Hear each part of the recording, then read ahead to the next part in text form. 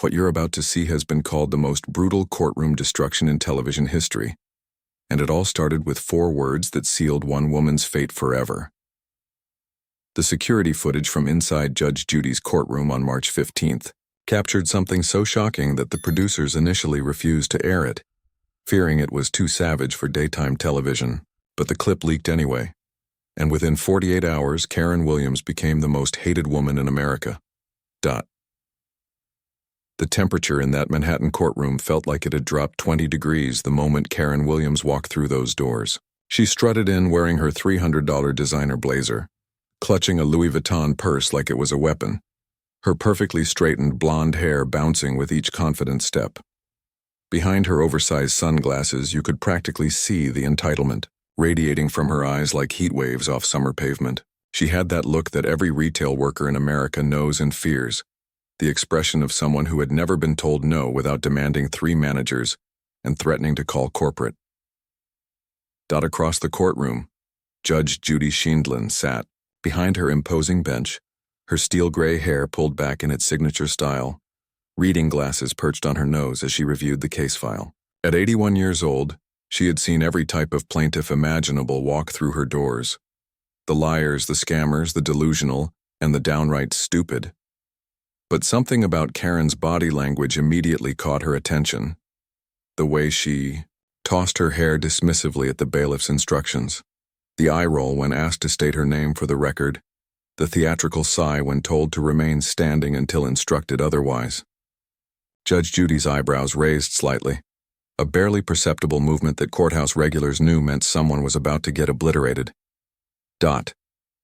What nobody in that room knew was that Karen Williams had a secret that would make her inevitable, destruction even more satisfying. She wasn't just another entitled suburban mom having a property dispute with her neighbor.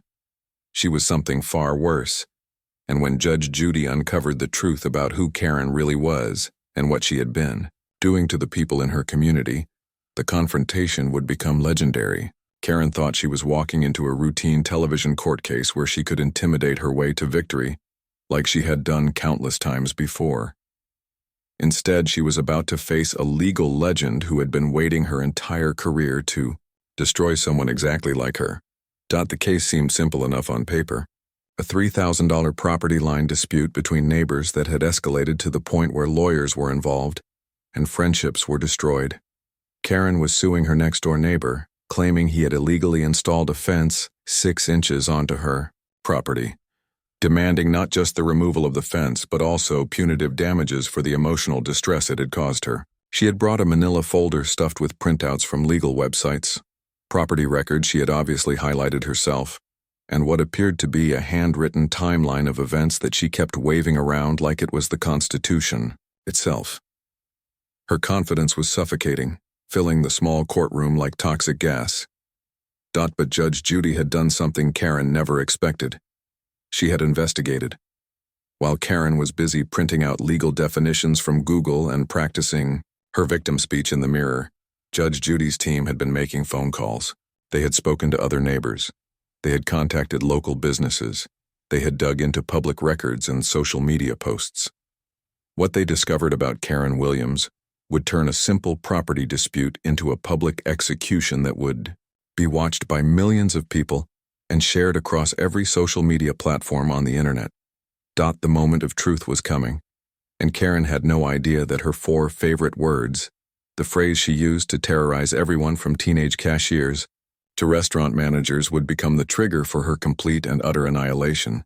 She was about to scream, "I know my rights," at the wrong person on the wrong day, and Judge Judy's response would leave her sobbing uncontrollably, fleeing the courtroom in shame, and facing consequences she never imagined possible.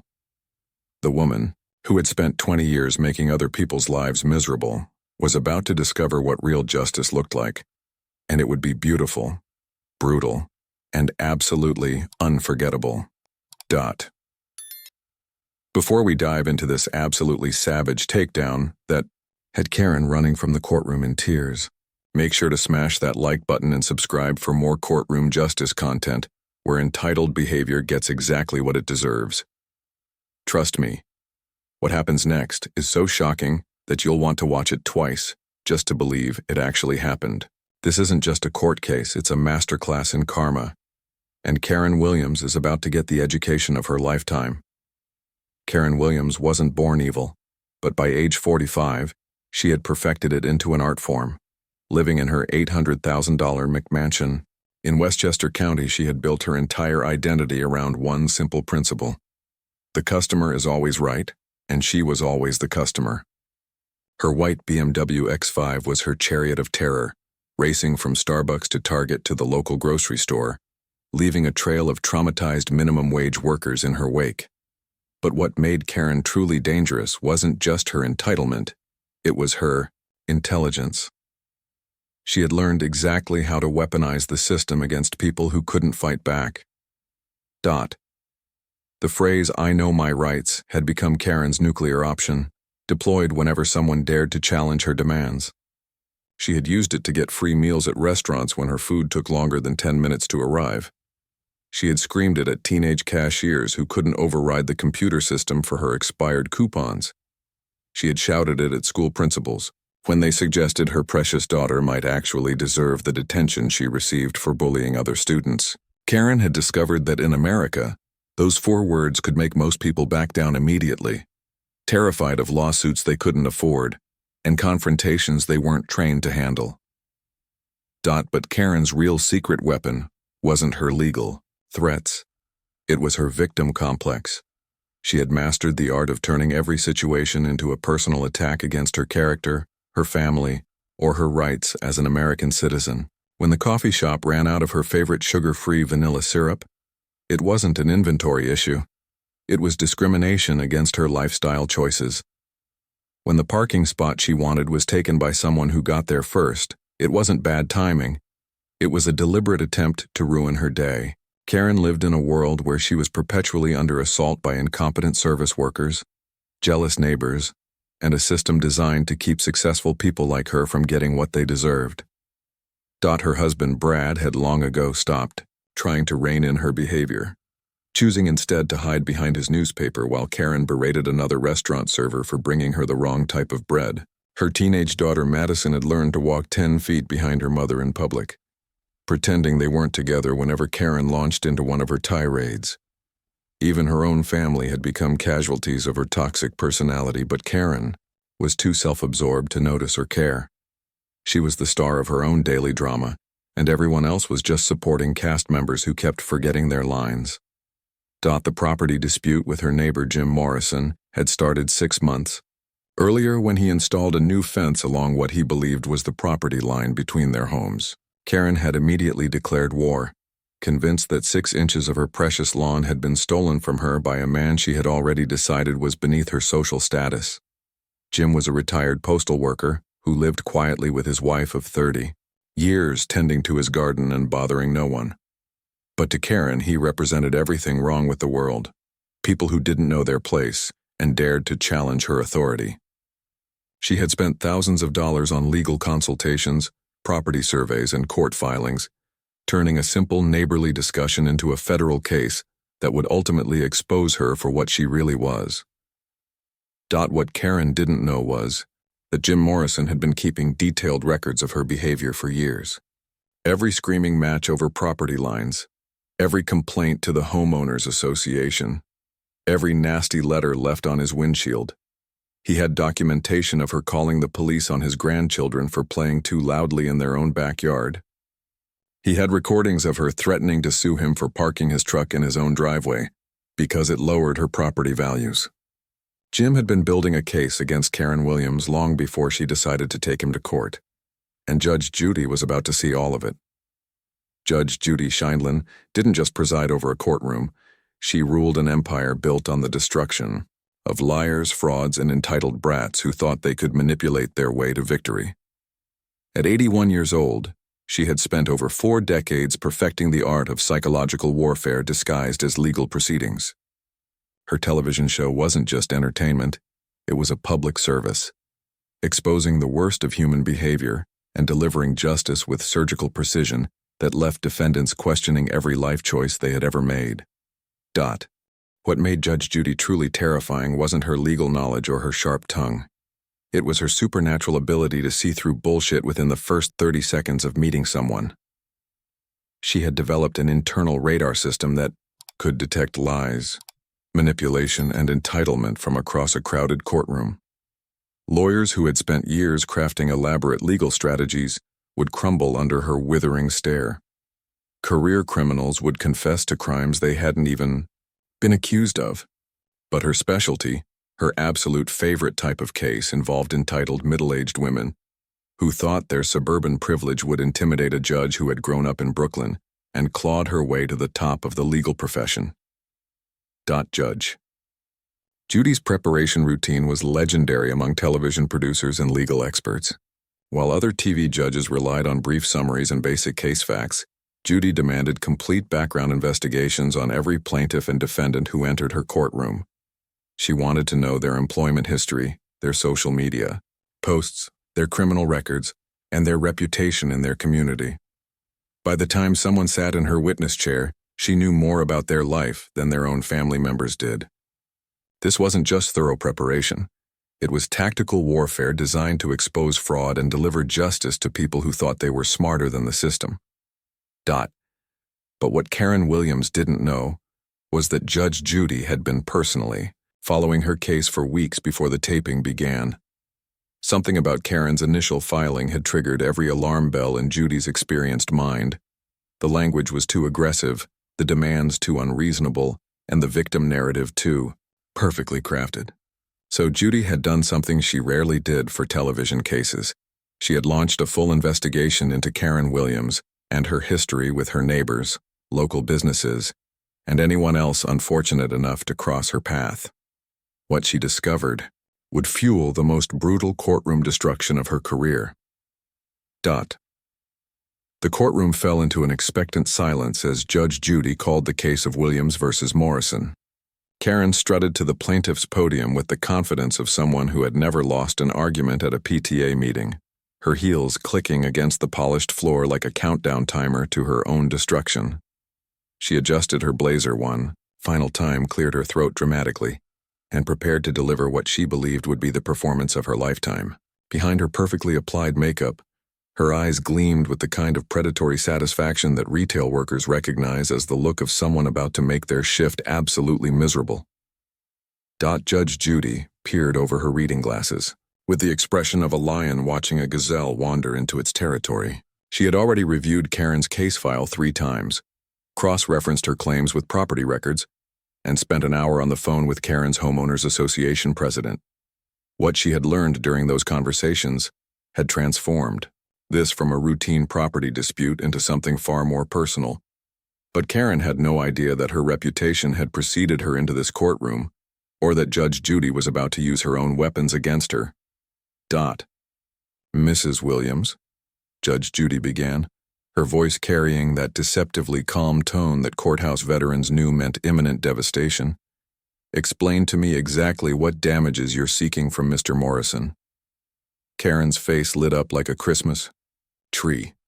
This was her moment, her chance to perform the victim narrative she had been perfecting for months. She launched into a rehearsed speech about property rights, emotional distress, and the trauma of living next to someone who had allegedly stolen 6 inches of her precious lawn. Her voice grew louder with each sentence, her gestures more dramatic, as she painted herself as the innocent victim of a neighbor's malicious land grab. But Judge Judy wasn't buying a single word. As Karen spoke, Judy's expression grew increasingly skeptical, her eyebrows raising incrementally with each ridiculous claim. When Karen began describing the severe emotional trauma caused by a fence installation, Judge Judy's mouth twitched slightly, a barely perceptible sign that she was fighting back the urge to unleash her legendary sarcasm. Karen interpreted this as rapt attention and doubled down on her performance, her voice reaching operatic levels as she described her suffering. Mrs. Williams, Judge Judy interrupted smoothly. Before we continue, I'd like to ask you about your relationship with your other neighbors. The question caught Karen completely off guard. This wasn't in her script. She had prepared for questions about property lines and fence installations, not neighborhood gossip.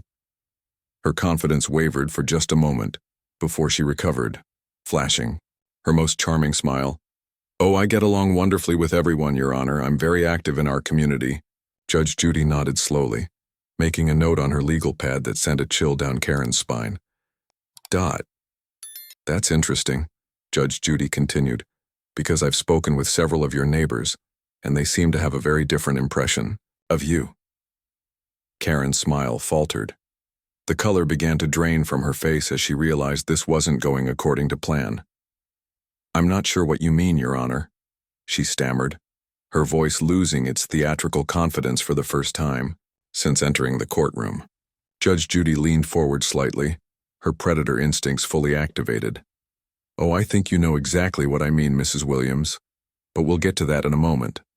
The trap was set, the bait was taken, and Karen Williams was about to discover that her 4 favorite words would trigger the most brutal public humiliation of her life. Judge Judy had been patient, methodical, and thorough in her preparation. Now it was time for the execution, and Karen was about to learn why nobody, absolutely nobody, tries to manipulate Judge Judy Scheindlin and walks away unscathed. That's when Judge Judy delivered the verbal missile that detonated Karen's entire world. Mrs. Williams, I've spoken with 5 of your neighbors, 3 local business managers, and your homeowners association president. They all described you using the same words: aggressive, demanding, and impossible to deal with. Care to explain? The words hit Karen like a physical blow. Her carefully constructed facade cracked instantly, revealing the entitled monster beneath. Her face flushed crimson as she realized her reputation had been exposed in front of millions of television viewers. Karen's response was immediate and catastrophic. She shot up from her chair like a rocket, her designer purse clattering to the floor, pointing her perfectly manicured finger directly at Judge Judy's face. I know my rights, she screamed at the top of her lungs, her voice echoing through the stunned courtroom like a banshee's wail. You can't attack my character. I know my rights. The volume was deafening, her face contorted with rage, spittle flying from her mouth as she repeated her favorite phrase like a broken record. The courtroom froze in absolute shock. Bailiff Bird's hand instinctively moved toward his belt. The audience gasped collectively, some covering their mouths in disbelief. Even the seasoned camera operators who had filmed thousands of courtroom outbursts stopped breathing. Judge Judy slowly removed her reading glasses, placed them deliberately on her desk, and looked up at the screaming woman with the kind of ice-cold stare that could stop a charging rhinoceros. What happened next would be replayed millions of times across every social media platform on Earth, becoming the most savage judicial response in television history. If you think that explosion was intense, wait until you hear what Judge Judy said next that left Karen sobbing uncontrollably. Make sure you're subscribed because this response is so brutal, so perfectly delivered, that it will restore your faith in justice itself. Judge Judy rose from her chair with the slow, deliberate movement of a predator who had cornered its prey. Her voice, when it came, was barely above a whisper, yet it cut through the courtroom like a surgical blade. You know your rights? She repeated, her tone dripping with decades of accumulated contempt for entitled behavior. Let me tell you what I know about your rights, Mrs. Williams. The silence that followed was so complete you could hear Karen's panicked breathing echoing off the courtroom walls. Your rights don't include terrorizing teenage cashiers at Target because your expired coupon won't scan. Your rights don't include screaming at restaurant servers until they cry because your food took 12 minutes instead of 10. Your rights don't include calling the police on children playing in their own backyard because you decided they were too loud. Each sentence landed like a physical blow, backed by the evidence Judge Judy had gathered from her investigation. Karen's face went from red to white as she realized every humiliating incident from her past was being broadcast to millions of viewers. But Judge Judy wasn't finished. She pulled out a thick folder and began reading directly from witness statements. Mrs. Patterson from the grocery store says you made her teenage daughter quit after you screamed at her for 20 minutes over a price check. Manager at Starbucks says you threw a hot coffee at their barista because they couldn't make your drink faster during the morning rush. 3 different restaurant managers have you banned from their establishments. Karen's legs began to buckle as her life of bullying innocent people was exposed in excruciating detail. The final blow came when Judge Judy revealed Karen's most shameful secret. And Mrs. Williams, let's talk about why you really hate your neighbor, Jim Morrison. It's not about the fence, is it? It's because he's the only person in your neighborhood who refuses to be intimidated by your tantrums. He's the one person who looks you in the eye and tells you no, and you can't stand it. Karen's composure completely shattered. Tears began streaming down her face as she realized her entire facade had been stripped away on national television. Case dismissed, Judge Judy announced with finality. Mr. Morrison owes you nothing. In fact, I suggest you apologize to him and every person you've bullied over the years. Your behavior is disgraceful, and frankly, Mrs. Williams, you're lucky that throwing tantrums isn't a crime, because you'd be serving a life sentence. Karen collapsed back into her chair, sobbing uncontrollably, her makeup running down her cheeks, in black streaks. The woman who had strutted into the courtroom like she owned the world was now a broken, humiliated shell of her former self. The audience erupted in spontaneous applause as Karen stumbled from the courtroom, still crying, her designer purse forgotten on the floor behind her. She had entered as a predator and left as prey, completely destroyed by someone who refused to be intimidated by her toxic behavior. Justice had been served, and it was absolutely beautiful to watch. The aftermath of Karen Williams' courtroom, destruction became the stuff of internet legend within hours of the episode airing. The clip of her screaming, "I know my rights," followed by Judge Judy's devastating response, racked up over 50 million views across all platforms in the first week alone. Social media exploded with reactions from service workers who finally felt vindicated, sharing their own stories of dealing with entitled customers just like Karen. The hashtag #KnowYourRights became a rallying cry for accountability, used whenever someone witnessed entitled behavior being shut down in spectacular fashion. Karen's attempt at damage control only made things worse.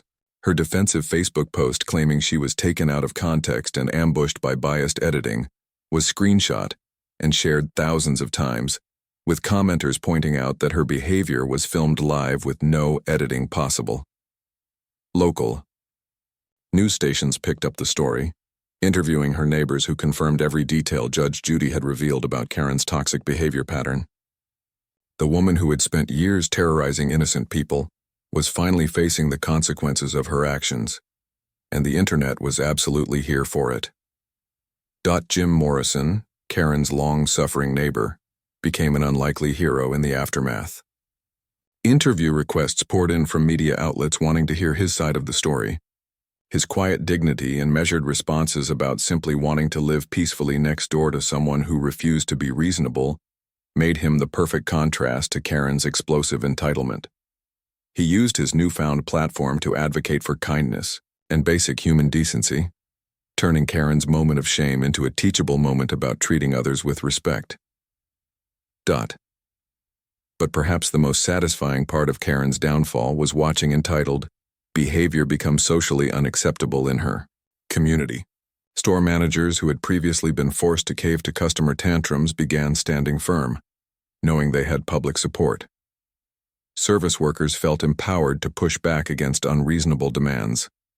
Karen had inadvertently started a movement against toxic customer behavior, and her public humiliation had become a cautionary tale that prevented countless other incidents of workplace bullying. This wasn't just a courtroom case, it was a cultural moment that proved sometimes the universe delivers perfect justice when we least expect it. Karen Williams walked into Judge Judy's courtroom thinking her entitlement would carry the day. Instead, she discovered that some people can't be bullied, intimidated, or manipulated by tantrums and threats. Her 4 favorite words became the trigger for her complete destruction, and Judge Judy's response reminded everyone that actions have consequences, even for people who think they're above accountability. Thanks for watching this absolutely legendary takedown where entitled behavior met its match in the most satisfying way possible. If you loved seeing justice served ice cold, smash that like button and subscribe for more viral moments where karma delivers exactly what someone deserves. Hit that notification bell because the internet never forgets and neither do we. Remember, knowing your rights is important, but so is treating other people with basic human decency.